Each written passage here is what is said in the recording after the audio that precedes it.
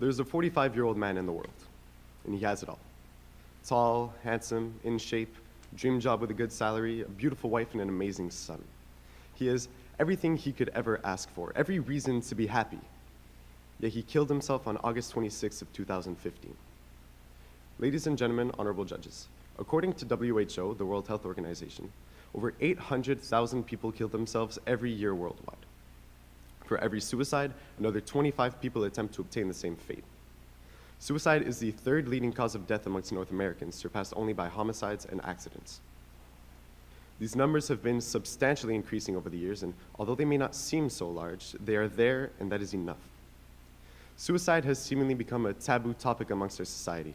It's finally time we really talk about it. Every year, nearly 1 million people decide that life is no longer worth living. Every year, nearly 1 million families suffer the loss of a loved one through suicide. The grieving stage often comes with a barrage of unanswered questions and inner turmoil. Most of us can hardly imagine the suffering that precedes suicide and the pain left in its wake. But he seemed so happy. She never gave off the impression, wondering and thinking about how we could be so blind to a loved one's pain. How didn't I know? These questions, unfortunately, most often remain unanswered. Living with the pain becomes easier over time, but the pain never ceases to exist. The pain is knowing that a loved one willingly took their life, willingly chose to leave you and everyone else they held dear behind.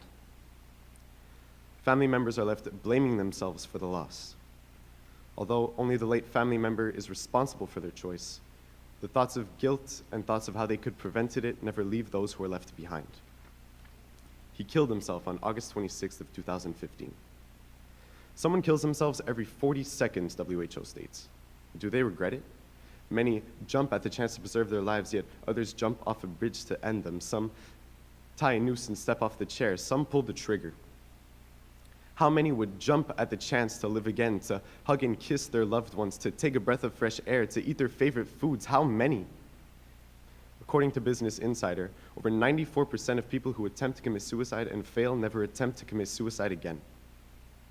A study from the same site showed that people who survived jumping off the Golden Gate Bridge, the most utilized site in the world for suicide, said the first thought that crossed their mind once their feet left the ground was one of regret. One man's specific thoughts were how all problems in his life that he thought were unfixable were in fact fixable, except for having just jumped. He killed himself on August 26th of 2015. He killed himself, but he was perfect. To everyone, it seemed as if he led the perfect life, but inside the walls of his broken home, everything was falling apart. Sadly, this is the case for most. It's the ones we least expect, the ones we envy. The public, however, remains disturbingly unaware of the prevalence of suicides in our society. We've unknowingly placed suicide and mental illnesses as taboo topics. People suffering from these mental illnesses often back away at the chance to come out with their stories. This is in part because society is reluctant to discuss both suicide and the mental illnesses directly responsible for them.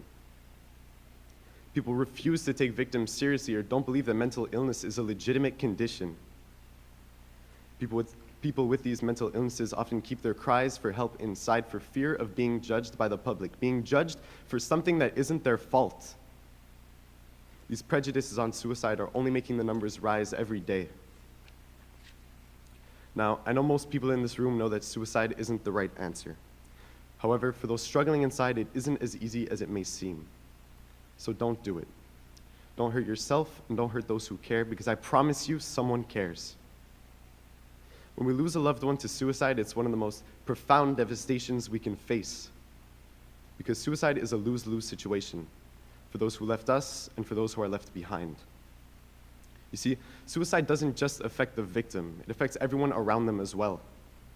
It affects those standing around his grave trying to figure out how to cope with the fact that he's gone.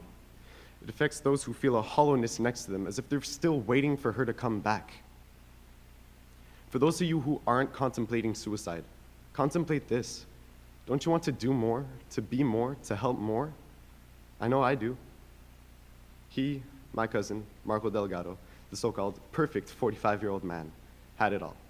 Yet he killed himself on August 26th of 2015. Thank you.